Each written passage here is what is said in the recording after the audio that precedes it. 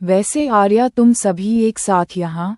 अनरी ने मुंह बनाकर पूछा क्योंकि जब भी वो अपनी इस सो कॉल्ड बहन का चेहरा देखती थी तो उसे अलग ही चिढ़ मचती है।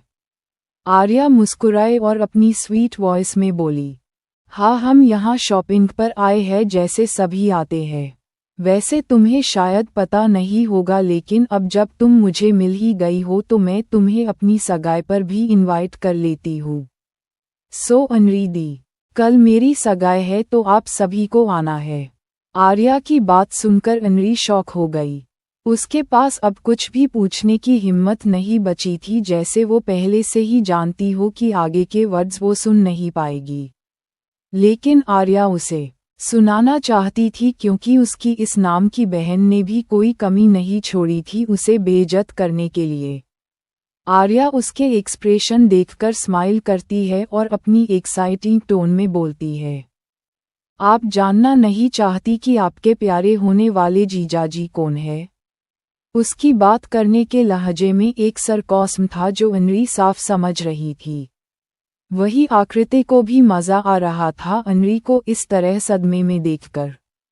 बाकी तीनों लड़कियां हैरान थी लेकिन उन्होंने बीच में बोलना सही नहीं समझा। कृपा तो एकटक श्रद्धा को घूर रही थी, जो बात नव्या को बिल्कुल अच्छी नहीं लगी। उसने अपनी बहन के कान में कहा, दी ये लड़की आपको ऐसे क्यों घूर रही है जैसे आपने इसकी किसी चीज को चुरा लिया है और अब ये बस उसके लिए आपसे लड़ने को तैयार ही है। श्रद्धा, जिसका ध्यान आर्या और अनरी पर था जब उसने नव्या की बात सुनी, तब उसका भी ध्यान अपने सामने खड़ी लड़की पर गया जो उसे बहुत ही अजीब तरह से घूर रही थी। क्या मेरी दी ज्यादा ही ब्यूटीफुल लग रही है? जो आपकी नजरें उनसे हट ही नहीं रही। नव्या, जो अब शांत नहीं रह पा रही थी, उसने एक लाइन तो कृपा की तरफ फेंक ही दी। उसकी इस बात पर सभी का ध्यान नव्या पर आ गया। वही आर्या भी आगे कुछ पूछना नहीं चाहती थी क्योंकि अनरी की शकल देखकर ही वो समझ गई थी कि उसे अपना बदला मिल गया है। हाँ, उसे तब कोई फर्क भी नहीं पड़ा था, लेकिन अब जब वो सोचती है कि जिस इंसान को पसंद करती है उसकी सगाई इस लड़की से होने वाली थी, ये सोचकर उसे अपने आप गुस्सा आने लगता था। वही कृपा, जिससे सवाल पूछा गया था, उसने बहुत ही रूड तरीके से जवाब दिया, नहीं, मैं बस ऐसे ही देख रही थी। ऐसे ही कौन देखता है? नव्या ने हंसते हुए कहा, फिर एकदम से अपने मुंह पर हाथ रखकर बोली, एक मिनट, कहीं तुम्हें लड़कियां तो नहीं पसंद इसलिए तुम मेरी दी को ऐसे घूरते हुए देख रही थी? नव्या के इस सवाल पर आर्या और आकृति को भी हंसी आ गई। श्रद्धा ने कैसे भी करके अपनी हंसी को रोक लिया क्योंकि अगर वो हंसती तो बात और ज्यादा बिगड़ जाती। वही कृपा का चेहरा काला पड़ गया। उसने अजीब नज़रों से नव्या को देखा और गुस्से से बोली, अगर तुम्हारी बहन को थोड़ी देर देख लिया तो क्या तुम कुछ भी बोलोगी? वैसे भी इतना उड़ने की जरूरत नहीं है क्योंकि वो कोई स्वर्ग से उतरी अप्सरा नहीं है। मैंने पहले भी सुंदर लड़कियां देखी है, मिस, जो भी आप हो। सुंदर लड़कियां ऑफ कोर्स देखी होगी, आखिर दो सबसे सुंदर लड़कियां तुम्हारे सामने ही खड़ी है। नव्या ने आर्या और आकृति की तरफ पॉइंट करते हुए बोला। फिर वो आगे बोली, तुम्हारा देखना नॉर्मल नहीं था और ये चीज़ मैंने सही नोटिस की है क्योंकि तुम मेरी बहन को देख नहीं रही थी बल्कि घूर रही थी, वो भी नफरत से। नव्या के इस इल्जाम से कृपा अपने ऊपर से कंट्रोल खोने लगी थी। उसने अपनी मुट्ठी कसी और उसे घूरने लगी। उसके घूरने में बहुत आग थी, जैसे वो उस लड़की को जला देना चाहती हो। वही आर्या और आकृति आज उसका ये रूप देखकर थोड़ा सा हैरान हुए क्योंकि वो उनके सामने गुड गर्ल की तरह रही है जिसके अंदर सेंस ही नहीं है कि उसे कब क्या कहना है और कब शांत रहना है। नव्या भी डरी नहीं, वो भी उसकी आंखों में देखने लगी। तभी आर्या, जो अब सच में बोर होने लगी थी, उसने आलस से कहा, नव्या जाने दो, हमें शॉपिंग भी करनी है इसलिए आज के लिए इतना काफ़ी है। चलो वरना लेट हो जाएगा। इस बार आर्या के कहने पर नव्या शांत रह गई। श्रद्धा भी उसे किसी की बात मानता देख हैरान रह गई, लेकिन फिर उसके होठों पर एक प्यारी सी स्माइल आ गई। फिर चारों लड़कियां उन दोनों को ऐसे छोड़कर चली गई जैसे अजनबी हो। उनके जाने के बाद कृपा गुस्से से बोली, ऐसे कैसे कार्तिकेय की शादी हो गई इतनी जल्दी, और इस बारे में आपको भी कुछ पता नहीं चला दी? उसने अनरी से सवाल पूछा, जो अभी भी सदमे में खड़ी थी। वो होश में आई और हंसते हुए बोली, तुम मुझसे पूछ रही हो कृपा? अरे जब मेरा प्यार किसी और के साथ सगाई करने वाला है, ये बात भी अब तक पता नहीं चली थी, तो ये बात कहाँ से चलती? गुस्से से कहने के बाद वो बिना उसे देखे आगे जाने लगी। कृपा भी उसके पीछे भागी और जल्दी से बोली, सॉरी दी, मैं भूल गई थी कि हम दोनों के साथ ही सेम हुआ है। आपको कैसे कुछ पता हो सकता है? हाँ, लेकिन अब जब पता चला है तो जल्दी से मॉम को बताना होगा। शायद अब वही कुछ कर सके और इस आर्या नाम के कांटे को मेरे रास्ते से हटा दे। दूसरी तरफ आर्या सभी के साथ टॉप फ्लोर पर बने बड़े से शोरूम में गई। वो एक हाई एंड ब्रांड का बुटीक था जो कि इंडिया के बहुत ही फेमस डिजाइनर ने खोला था। यहाँ कस्टमाइज्ड कपल आउटफिट बनाए जाते हैं जो इनकी स्पेशलिटी है। वहाँ सिर्फ ट्रेडिशनल वेयर थे। जैसे ही सेल्स गर्ल और शॉप की मैनेजर ने आर्या को देखा तो तुरंत ही उसके सामने आकर रिस्पेक्टफुली ग्रीट किया। हेलो मिसेज रानावत, सर ने हमें इन्फॉर्म कर दिया था और आपका आउटफिट बिल्कुल रेडी है, आप हमारे साथ आइए। आर्या तो शॉक ही रह गई जब मैनेजर ने उसे मिसेज रानावत कहा, लेकिन उसकी आंखों की चमक 1000 गुना बढ़ गई और उसके होठों की स्माइलो बड़ी हो गई। फिर चारों लड़कियां शॉप मैनेजर के साथ एक प्राइवेट चेंजिंग रूम में गई, जहां उनके वीआईपी मेंबर जिनके पास सिल्वर, गोल्ड और प्लेटिनम कार्ड होते हैं, उनके लिए स्पेशली अरेंज किया गया है। उनके वहां आते ही वही खड़ी सेल्स असिस्टेंट ने लाल कपड़े से जिस चीज को ढक कर रखा था उसे रिवील कर दिया। आर्या ने जैसे ही ड्रेस को देखा, उसका दिल जोर जोर से धड़कने लगा। ये तो बिल्कुल वैसी ही डिजाइन है जैसी मैं चाहती थी, शायद उससे भी बेटर। आर्या ने अपनी स्पार्कल आईज को बार बार झपकाते हुए मन में कहा, मैम सर चाहते थे कि आप ही इस ग्लास डोर को खोले और अपनी ड्रेस को ले ले। आर्या मुस्कुराए और उसने हाँ में सर हिलाया। ड्रेस एक ट्रांसपेरेंट ग्लास बॉक्स में थी जिसके अंदर वो खूबसूरत ड्रीम लहंगा था जिसे आर्या अपनी सफाई पर पहनना चाहती थी। आर्या ने दरवाजे को अनलॉक किया और उसे ड्रेस को छुआ तो वो फीलिंग कि इसे खुद उसके प्यार ने डिज़ाइन किया था, सिर्फ उसकी पसंद को ध्यान में रखकर। ये चीज़ उसके दिल को छू गई, लेकिन आर्या उसे पूरी तरह से निकाल पाती कि तभी किसी की आवाज़ आई, वो ड्रेस मुझे बहुत पसंद है और वो मुझे चाहिए, जल्दी से पैक कर दो। अचानक से एक लड़की की एरोगेंट आवाज़ सुनाई दी। वो चारों भी उस चेहरे को देखने के लिए पलटे जिसने उस ड्रेस को खरीदने का ऑर्डर दिया था, बिना ये जाने कि ये इस बुटीक का डिज़ाइन नहीं है। वो लहंगा इतना सुंदर था कि आर्या उस पर से अपनी नज़रें नहीं हटा पा रही थी।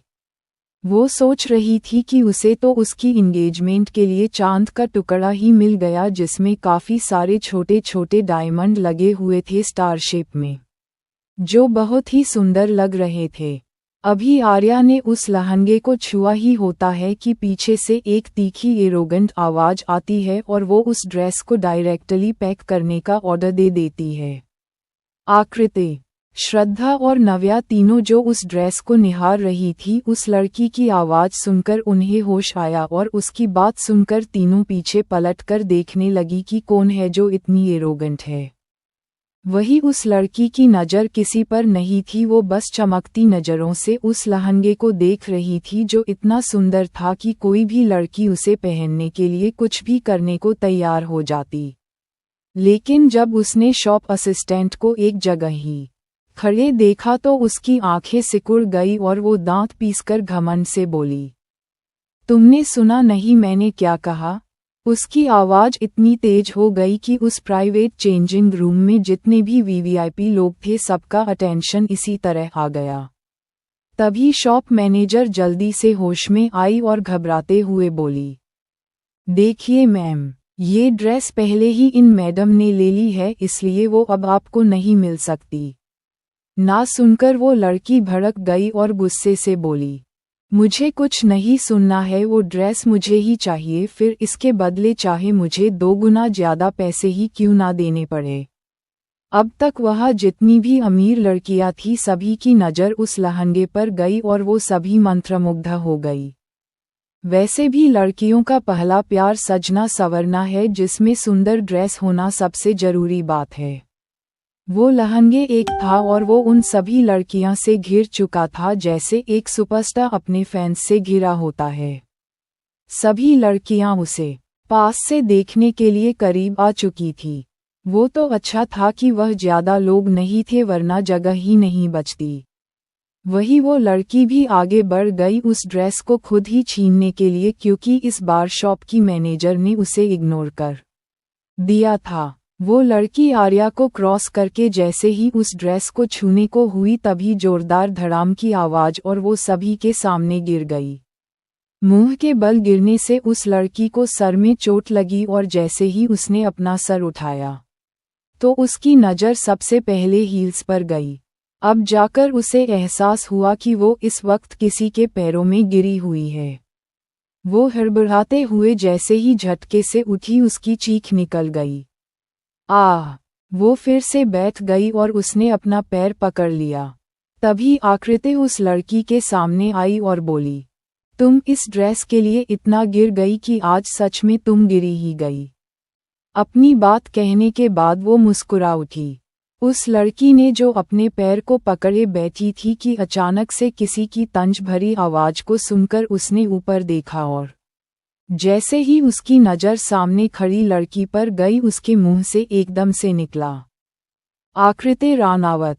उसके मुंह से अपना नाम सुनकर आकृति का मुंह बन गया और वो चिढ़ते हुए बोली, तुम मेरा नाम लेना बंद करो और मुझसे रिश्ता जोड़ने की कोशिश करने की जरूरत नहीं है।